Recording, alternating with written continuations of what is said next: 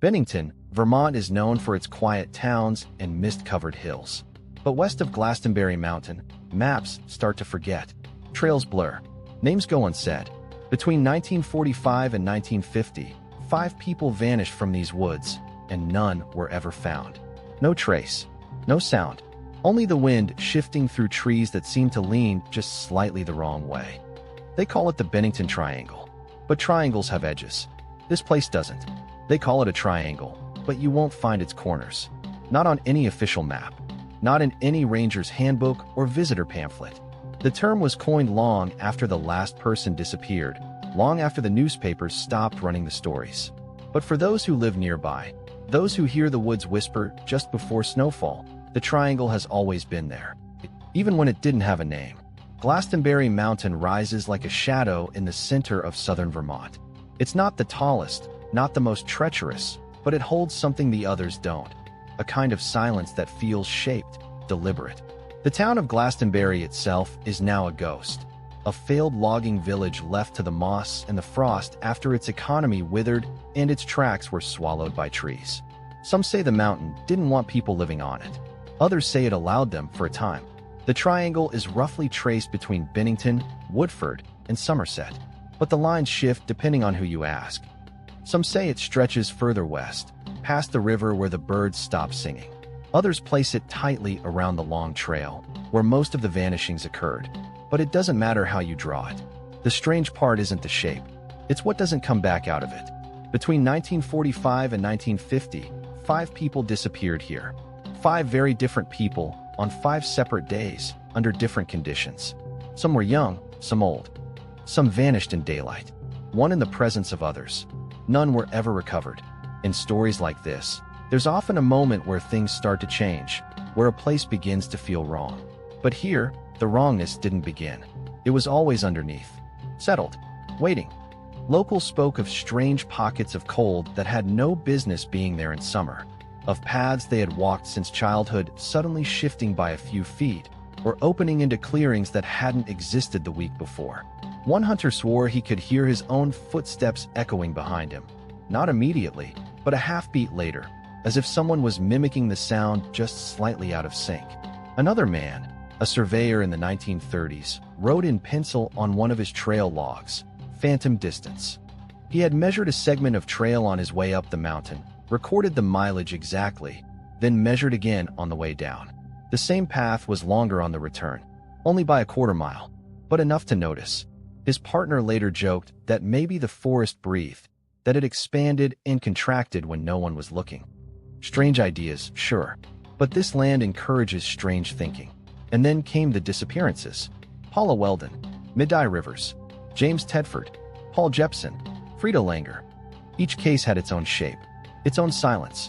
Paula, the college student in the red parka, stepped onto the long trail one afternoon and simply ceased to exist. No footprints past the trailhead. No trace. Middie, an experienced woodsman, was walking just ahead of a group of hunters. He rounded a bend and was gone. Tedford disappeared from a moving bus, last seen in his seat, his belongings still there when the bus arrived. Paul, the little boy in the red jacket, wandered a few steps from his mother's truck and never returned. Frieda, the only one whose body was later found, vanished during a walk near a stream. When she was discovered months later, her body lay in an area that had already been searched extensively. The patterns weren't always obvious, but they existed. The color red, mentioned twice. The presence of others in several cases, ruling out pure solitude. Time distortion.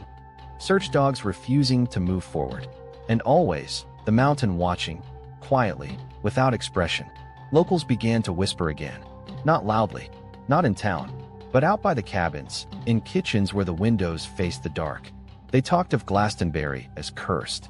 Not in the theatrical way. No hexes, no rituals. Just a place that didn't want to be understood.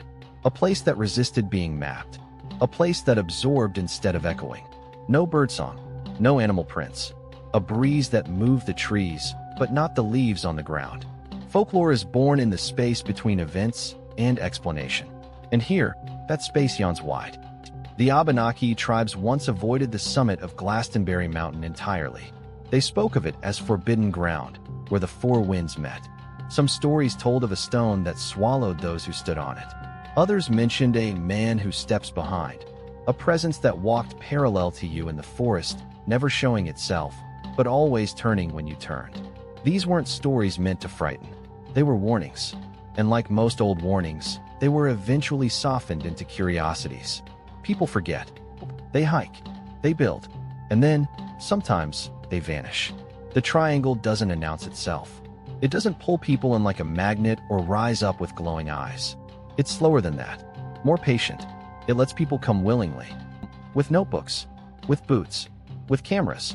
With hopes. It waits. It waits until they're far enough in. Until the trail narrows. Until the air changes. Until the edge of sound begins to fray. And then it closes behind them. Not with violence. With a kind of final softness. Like a page being turned in a book that nobody else is reading. That's the shape of the Bennington Triangle. Not sharp. Not defined. But present. Just enough to notice. Just enough to step into. She was 18. Paula Welden. A sophomore at Bennington College. Bright. Studious. Kind, according to her friends. She liked sketching. She played the guitar. She was the kind of girl who could disappear quietly into a library or walk alone without drawing worry, until the day she didn't come back. It was Sunday, December 1st, 1946. The air had turned brittle. Cold, but not yet thick with snow. The kind of late autumn afternoon when the forest holds its breath. Classes were done for the week. Paula left her dorm sometime after lunch, told her roommate she was going for a walk, and didn't say much else. She wore a bright red parka. That detail stood out, even then. It was hard to miss. A slash of crimson against the drab browns and grays of the season. More than one person recalled seeing her walking down the road toward the trailhead of the long trail, just outside Bennington. A couple gave her directions. A driver saw her walking briskly along the gravel, head down, alone.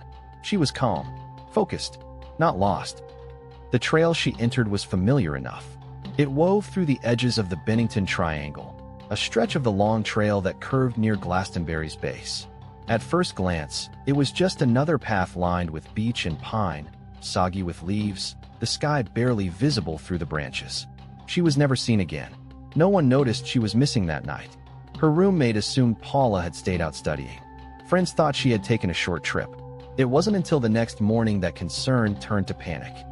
The college contacted the police, and the search began. It became national news within days. Helicopters circled overhead. Bloodhounds were brought in. Hundreds of volunteers combed the forest, students, locals, firemen. They traced and retraced every possible route she might have taken. But the dogs lost her scent within minutes. It was as if the trail itself had swallowed her. What puzzled everyone was how little the forest gave back. No scarf snagged on a branch. No boot print. No disturbed earth. Just a young woman who walked into the woods and unthreaded. It didn't make sense. The Bennington Banner ran a headline. Girl in red coat vanishes. Search expands to 100 men. But it didn't help. They searched until the cold grew hard. Then they searched some more. One volunteer, a local farmer, later told a reporter, "You can feel it out there. Like the trees are waiting for you to turn your back." Another, a woodsman from Somerset, said, "I've hunted that area 40 years. I went back through twice for this girl. But the second time, I swear the trail curved different." It wasn't just the absence of Paula that unnerved people. It was the shape of that absence. How clean it was. How neat. Like a house left in perfect order with no signs of struggle, yet the family missing. No chaos. Just vacancy. Some whispered that she had run away. That maybe she wanted to vanish. But nothing in her life supported that idea. She'd left money in her dorm. Her guitar. Her notes. Her jacket, the one she wore, wasn't heavy enough for a long journey in December. It was a walk, not a departure. And there was that color. The red parka. It should have been seen. Should have stood out against the dead leaves. But no trace of it was ever found. To this day, that coat is part of the folklore. In stories, it flutters just ahead of hikers. Always visible, never reachable. Sometimes it's draped over a branch in the distance, vanishing when you approach. Other times, it's mistaken for a flag or a glint of berry in the underbrush. Always red, always just out of reach. People began to call her the girl in red. She became more than a case file, more than a missing person. She became the warning. To walk alone. to step off the trail, to follow something strange into the pines. In the years that followed, other disappearances would be linked to hers, loosely at first, then more tightly, as the pattern hardened. But it all started with Paula. Not because she was the first to go missing, but because her story opened a door. It made people look, made them ask harder questions. It turned the triangle into a place people avoided or visited with a hush in their voice. And there were other whispers. From hunters, from hikers, from children. Some said they saw a girl in red standing still among the trees. Her back turned, hair loose, no face visible, always just standing, never moving. A boy walking with his father near Somerset claimed he saw a red coat in the distance. He ran toward it, thinking it was someone in trouble. But when he got there, it was just an empty clearing. His father caught up to him, out of breath. He swore they had never seen anyone. But I heard her, the boy insisted. She was humming. Even years later, locals would leave red ribbons tied to tree branches on the long trail. Some as offerings, some as warnings. Others claimed it was a way to mark their way back, to remind the woods not to forget them, to not become another story, another gap, another silence dressed in red. Paula Welden remains officially missing.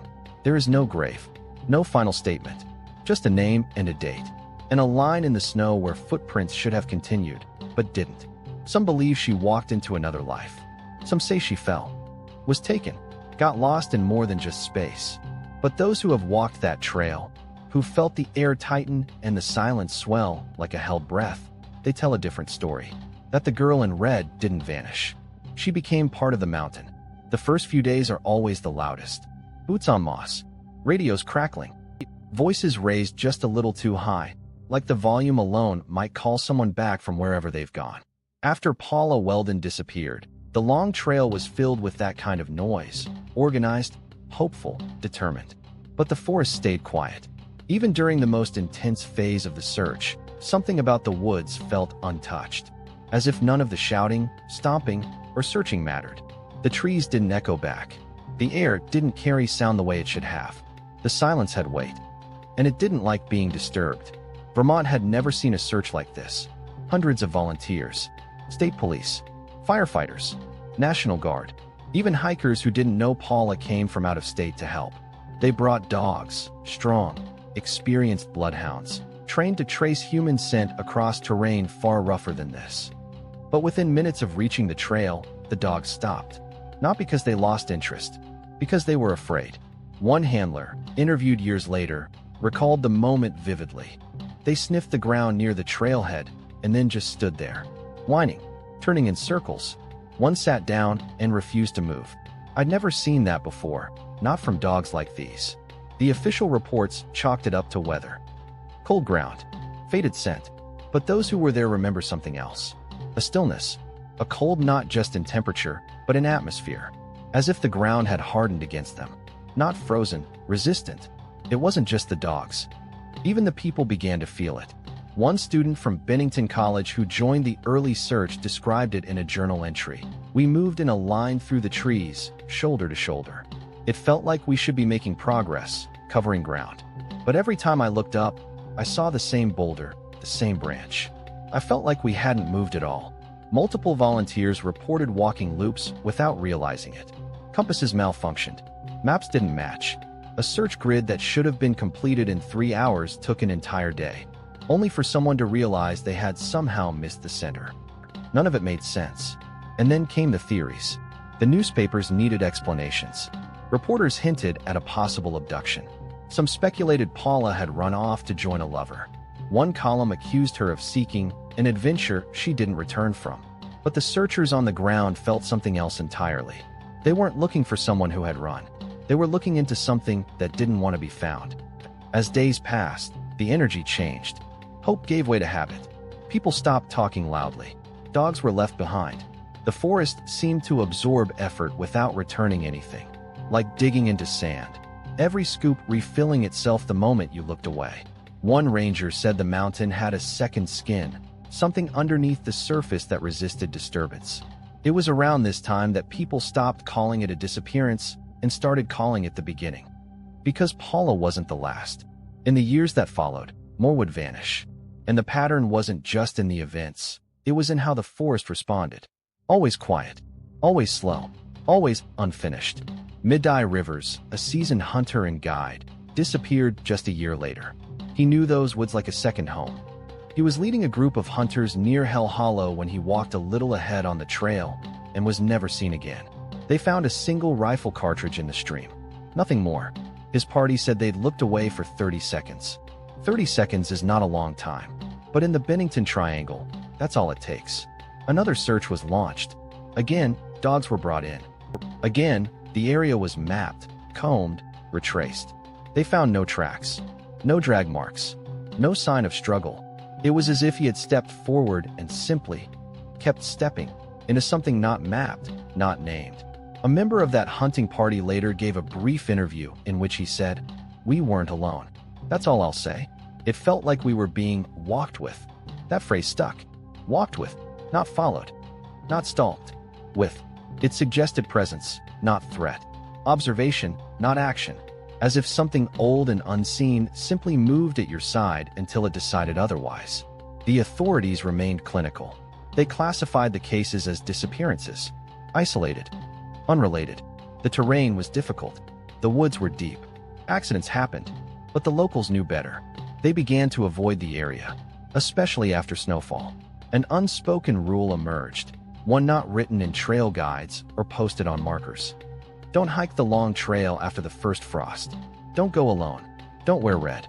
The forest doesn't return what it takes when it's cold. It was around this time that the trail began to change in people's memories. It grew longer, steeper. The distances between landmarks stretched, even though the measurements on paper remained the same. People began to say the trail didn't stay still, that it moved when you weren't watching. There was one report, a man in 1949 who claimed he spent 3 hours hiking northeast, only to end up exactly where he started. His watch said time had passed. His legs felt it, but the landscape didn't agree.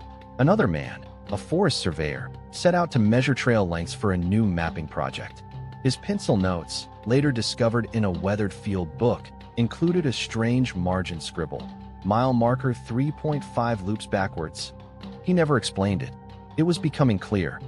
Something about the mountain resisted being known, being named, being documented.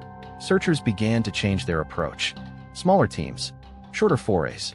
Some refused to enter certain groves altogether. They said it felt wrong, though no one could say why. A few turned back before even stepping off the road. Just a feeling in the gut, a shift in air pressure. The kind of dread that doesn't scream, it whispers. You don't belong here. Not today. After a while, the forest was left alone again.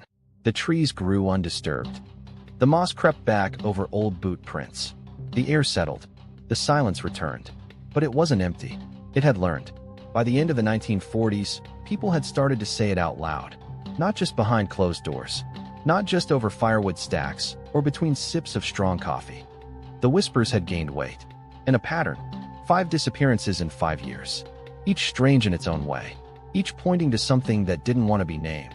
After Paula Welden in 1946 and Middie Rivers in 1945, the next case stretched the boundaries of what people thought possible.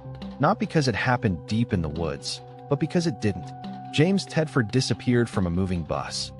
He was a veteran, a quiet man in his late 60s. After staying at the Bennington Soldiers' Home, he boarded a bus to return to his family in St. Albans. Witnesses saw him get on. Several remembered him sitting near the rear, reading a folded paper. The bus made no unscheduled stops. It never emptied. And yet, when it reached its final destination, Tedford was gone. His suitcase was still on the luggage rack.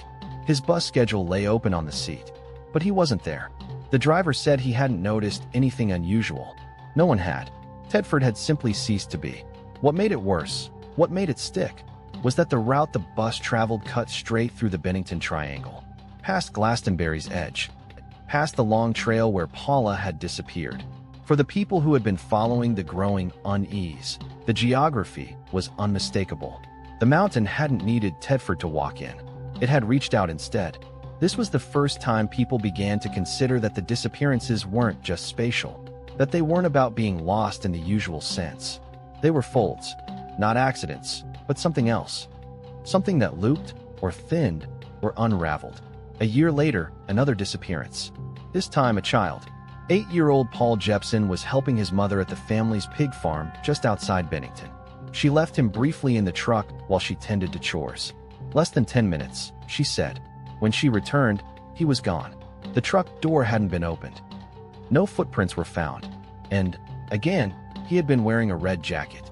Search parties formed immediately. Local police, neighbors, hikers from the college. Bloodhounds were brought in and, at first, caught a faint scent. But the dogs followed it only a short distance, toward the edge of Glastenbury, and then stopped. As if hitting a wall. Some claimed the scent trail vanished near the same section of the long trail where Paula had last been seen. The jacket, the color, struck people again. The red, a color meant to help people stand out, be found. But in the Bennington Triangle, red seemed to vanish faster than anything else. Just a week later, a final disappearance. One that broke the pattern, but only slightly. Frieda Langer, 53, was hiking with her cousin near Somerset Reservoir. She slipped on a rock, fell into a stream, and became soaked. She told her cousin she'd jog back to camp, change clothes, and return. The trail was short, flat, well-marked. She never made it back. Now, this case was different in one key way. Frieda's body was found. But not soon. Not where it should have been. 7 months later, her remains were discovered in an open field that had already been searched multiple times during the original investigation. No attempt was made to hide her. She was lying in plain sight. There was no obvious cause of death, no explanation for where she'd been, or how her body had returned to a place already combed by dozens. It was as if the land had held her for a while, and then let go, just long enough for questions to grow moss over certainty. Some speculated animals had moved her, but the body showed no signs of scavenging. Others thought maybe she had been hidden somehow, but that field had been walked thoroughly multiple times. The truth was simpler and more disturbing. She hadn't been there. And then she was. 5 disappearances. 5 shapes in the same silence. Young, old, male, female, alone, among others. It didn't seem to matter. Some, like Paula and Paul, had their vanishings rooted in red. Others, like Tedford and Rivers, simply stepped off the known path and into the unexplainable. The only consistent thing was the land, and the silence that followed. For the locals, the disappearances became a presence, not just in memory, but in behavior. People walked differently. Trails that had once been casual became cautious. Children were warned away from certain paths, not for bears or coyotes, but for something vaguer. Don't go too far. Don't follow the quiet. Some hikers began carrying twine, stringing it behind them as they walked, like breadcrumbs. Others refused to enter without companions and made a point of calling out their names often, to remind the woods that someone would notice if they vanished. Folklore began filling in the gaps. They spoke of the spaces between footsteps, of the girl who watches from the trees, of paths that don't remember you. Even those who didn't believe in spirits or supernatural forces admitted something wasn't right. Some places just felt wrong. Some air just weighed heavier. Some trails, no matter how many times you walked them, refused to stay the same. And there was a strange consensus. You don't get to decide whether the mountain keeps you. The mountain decides. Tourism declined. Ranger patrols grew less frequent. Even the most confident hikers began to give Glastenbury a wide berth. Not because of fear in the usual sense, but because of something else. Respect. Or maybe resignation. The way you avoid looking too long at a well that doesn't echo when you shout into it. By the early 1950s, the disappearances slowed. Or perhaps people just stopped reporting them. Either way, the damage was done. A shape had formed in the cultural memory. And that shape was empty, but not forgotten. You can still walk the trails near Glastenbury Mountain today. The signs are there. The maps are posted. The paths are well-worn in places, leafy in others. But ask the older hikers, those who've returned from this region more than once, and they'll tell you something the maps won't. The trail doesn't always end where it's supposed to. You might start with your boots pointed north, compass steady, daylight strong. But after an hour, or maybe 3, you'll realize you've circled back without turning. Or worse, that you've gone further than possible. Your watch disagrees with your legs. Your legs disagree with the sun. And nothing, absolutely nothing, matches the topography printed on the page you carefully tucked into your coat pocket. These are not dramatic detours. They're subtle. measured in the extra turn you don't remember taking, in the tree stump that looks just like the last one, in the moment when the silence starts to press too close to your ears. This chapter of the Bennington Triangle story doesn't begin with a disappearance. It begins with a distortion. Long before the name Triangle was attached to the region, the land around Glastenbury had a reputation, not just for taking people, but for confusing them. In 1867, a logging surveyor named Horace Wilkins kept a meticulous notebook of measurements. He was hired to mark tree lines, elevations, and potential water routes for timber slides. In one of his entries, now housed in a small historical archive in Bennington, he wrote the following line in pencil: "Marked trail loop. Found myself back at prior marker without turning. Suspect compass error or slant light." But the next entry, written 2 days later, is even stranger. Trail widens, then narrows again, counting paces, but ground refuses repetition. Same ridge 3 times. Same bird call in same place. Possibly illusion, but unsettling.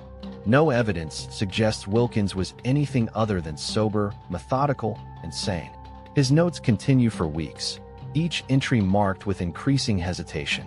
He began referring to the forest not in terms of acreage or slope, but in terms of behavior. The trees seemed closer today. Mist ahead, no weather change reported. Ground spongy, even on ridge. Sound dampened. Folklore adds its own layer. The Abenaki people, who lived in this land long before colonists arrived, avoided Glastonbury's peak. They called it cursed ground, not because of spirits or monsters, but because of a belief that the mountain was incomplete, that it was not fully in this world. According to oral traditions, the summit was a crossing point, a thin place, where the boundaries between places, between times, grew soft. They didn't build there. They didn't walk there. Not because they feared what they might find, but because they feared what might find them. One old tale tells of a second trail, a path that looked identical to the true one, but led away from the world and didn't lead back. Another speaks of the spiral tree, where bark grew in a slow twist and the air became heavy around the lungs. And always, the warnings were clear. Do not count the pines. Do not walk when the wind is still. Do not follow the sound of your own name. These weren't stories meant to frighten. They were instructions. And they were ignored. Modern hikers occasionally report strange distortions, enough to raise eyebrows, even if not enough to report missing persons. A backpacker in 1978 logged that he'd walked for 6 hours straight and found his own boot prints facing the wrong way. A park volunteer in the 1980s described losing 40 minutes after sitting to rest. His watch had moved forward, but the shadows on the ground hadn't. A woman hiking with her teenage son in the early 2000s reported taking a break near a rock outcrop. The boy walked 10 feet away to relieve himself and never left her line of sight. Yet when he turned back toward her, he looked confused, disoriented. He claimed she had vanished for several minutes. "It was like I blinked," he told a forest ranger, "and she was just gone, then back, like a flicker. No injuries, no formal report." But the ranger, who had worked that section of trail for years, admitted he'd heard similar stories. Usually after snowfall, often near the same narrow bend along the southern ridge. He told the boy's mother gently, "Don't come back up here in November. The paths get weird. It's not just people who vanish. Sometimes it's distance itself. A ridge that should take 40 minutes to cross takes 2 hours. A stream expected within a mile appears after 5. Or doesn't appear at all. GPS devices lose signal. Compasses stutter. And the wind, if there is any, changes direction with no reason." One of the most commonly reported sensations is looping. Hikers feel as though they've been circling, not in a large arc, but in tight spirals. Even when walking straight, even when trying not to, it leads some to wonder if the paths themselves are changing. Not physically, but perceptually, like a hallway in a dream. You walk, and walk, but the door never gets closer. This isn't the part of the story that makes headlines. There's no vanishing girl, no child in red, no soldier dissolving between bus stops. But for those who have felt the forest move underneath them, it's worse. Because it doesn't feel like danger. It feels like forgetting. The moment when your memory of the trail is no longer yours. When your footsteps don't feel like your own. When the trees stop letting you measure distance and start measuring you. In many other forests, trail markers are carved for clarity. Here, they are carved for survival. Not because people don't trust their memory, but because they know the trail might not remember them. Some things are louder than sound. The Bennington Triangle is known for silence, not the absence of noise, but the kind that feels deliberate, the kind that stretches thin between the trees and hums against the skin. And yet, every so often, there is something else in that silence. Not a scream, not a cry, just a whisper. Sometimes not even a word, just the shape of one, carried on still air. Those who've spent time in these woods speak of it carefully, if they speak at all. A name called once, a laugh without echo, a soft rustling on a windless day. They don't call it haunted. That would be too simple. Instead, they describe it as watched, mirrored, followed, but not followed. One of the earliest written accounts comes from 1948, from a group of hikers who had come to retrace the last known path of Paula Welden. It had been 2 years since her disappearance, but her story had already passed into something deeper than news. Local myth, memory folded into trail lore. The hikers, 3 college students and a guide, camped near the bend where her scent had last been traced. According to the guide's journal, no animals, no birdsong past sundown. Temperature dropped 5 degrees after dusk. One of the students claimed to hear a girl humming, far off. None of us could locate the direction. That same night, they reportedly found boot prints circling their camp. Small, delicate, unmistakably human, but no one had left the tent. The next morning, the guide refused to go further. He left them at the trailhead and walked back alone. This wasn't an isolated incident. Over the decades, stories like this returned, quietly, always from people who had no reason to lie.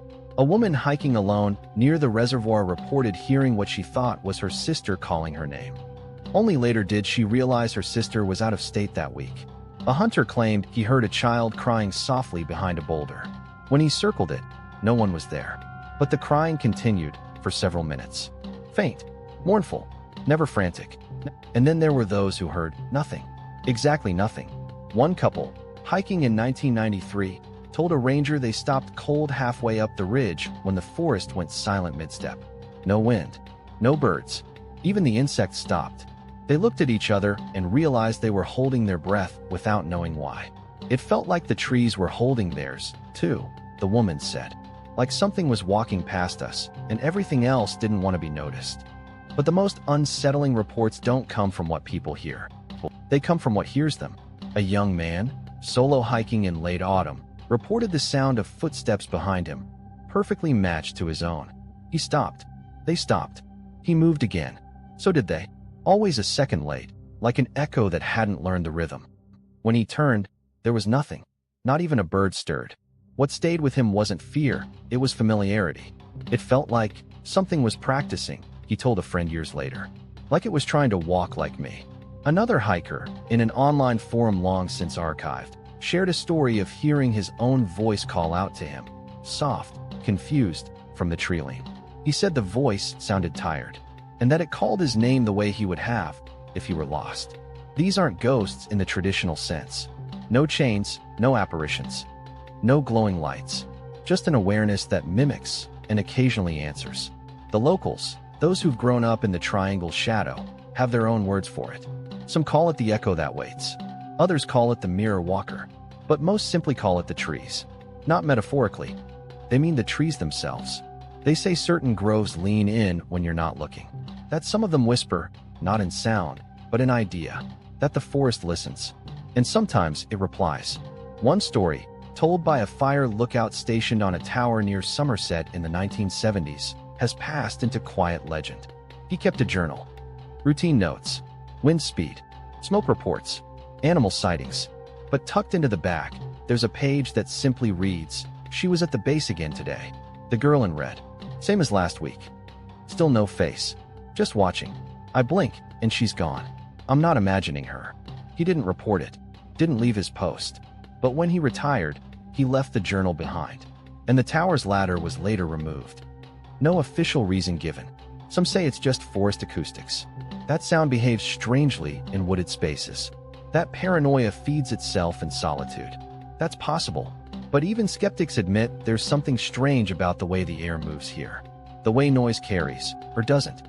The way even laughter feels shorter, clipped, like it's only allowed to go so far. People begin to whisper, not because they're scared, but because it feels expected. And every now and then, the forest whispers back. The Bennington Triangle doesn't roar. It doesn't shout. It doesn't scream. It whispers. And it listens. It happened quickly. Too quickly, in fact. There had been time to forget. To let the edges dull. To pretend that whatever had haunted the triangle during those 5 long years had gone quiet. But the land wasn't finished. Not yet. It was October of 1950. The leaves had turned. Rich golds and bruised reds clinging to the hills like fire left too long in the wind. The harvest had passed. The cold hadn't yet arrived in full, but it was close. That particular kind of air that carried a warning beneath its clarity. 8-year-old Paul Jepson was in a truck with his mother. They were near the family pig farm, just outside the Glastenbury area, close, but not in the depths of the woods. Not near the long trail. Not where Paula had vanished. Not where Middie Rivers had disappeared. Not where the other names had faded like breath on a mirror. It was supposed to be safe. His mother left the truck running as she stepped away to tend to the animals. 10 minutes, maybe less. Paul had been there many times before. She told him to wait. He said he would. When she returned, he was gone. There were no signs of struggle. No footprints leading away from the truck. No trail, no noise. The door hadn't even been left open. Just silence. Just absence. Just that too familiar shape. A missing boy where a boy had just been. And, once again, he had been wearing red. The search began almost immediately. This time, they remembered. This time, they acted. Bloodhounds. Search grids. Volunteers and law enforcement. They moved quickly, coordinated, hopeful. It was the most immediate and intensive response of all 5 disappearances. For a while, people believed this time would be different. At first, the dogs picked up something. Faint, confused, but a scent nonetheless. They followed it toward the slopes of Glastenbury. Then, abruptly, they stopped. The scent was gone. Not faded. Not tangled with others. Gone. As if it had never been there. One tracker, who had helped on the Welden case 4 years prior, reportedly sat down on a tree stump and refused to go further. When asked why, he simply said, "It's the same place. It's exactly the same place." The community reeled, not just from the grief, but from the recognition. Paul was young, like Paula, wore red, like Paula, disappeared in calm daylight, just like Paula. And unlike the others, he'd vanished in a space that didn't seem dangerous. There was no rugged terrain, no foggy trail, no deep woods to blame. He had been there, present, visible, real, and then he wasn't. His mother was only yards away. When interviewed later, she said something that many found strange. "I didn't hear anything.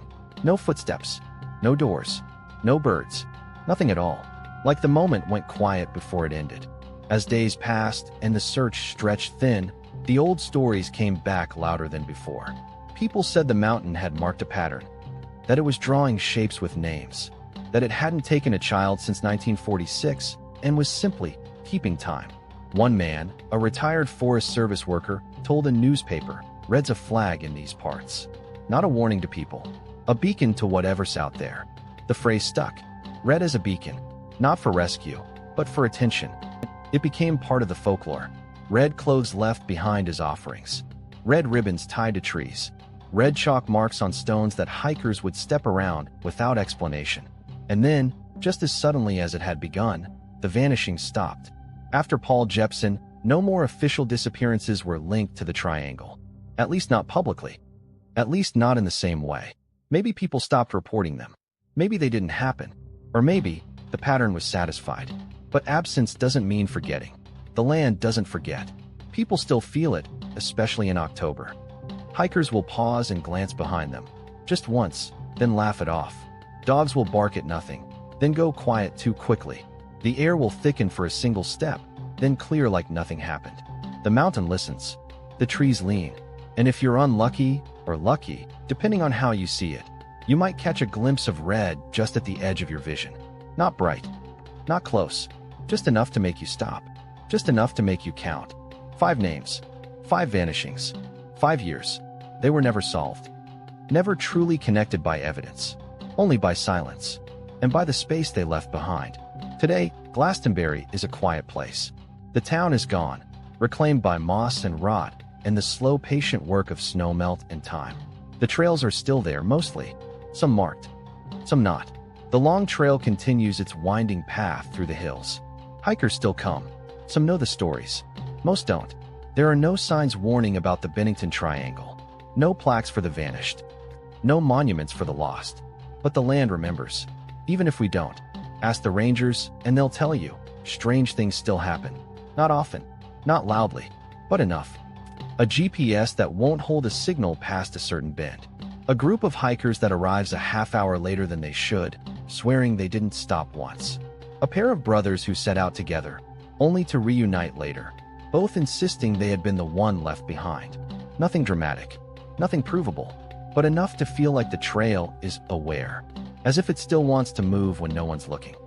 Locals have learned not to talk too much about the triangle. It's not out of fear, it's out of respect. They don't say Paula's name unless it's cold. They don't wear red after the leaves change. They don't point into the forest when they tell the story, they nod toward it. Gently, like speaking too clearly might invite it to listen. Folklore hasn't left the place. It's just grown quieter, smaller, folded into gestures, glances, choices. A ribbon tied to a pine, a pebble left at a trailhead, a whisper of a name said twice, never 3 times. Some hikers, those who camp near Glastenbury Mountain, report dreams. Always the same kind. Walking, endlessly walking.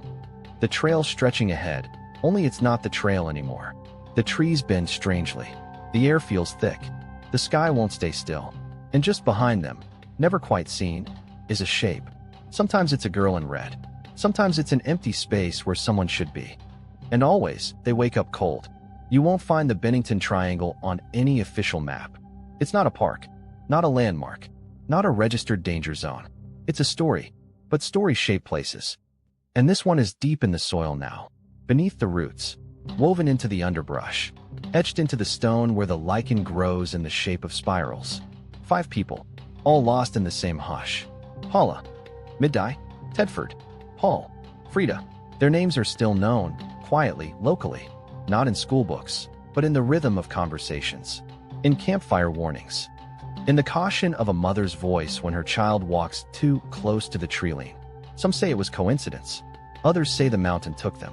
Most don't say anything at all, because saying it makes it real.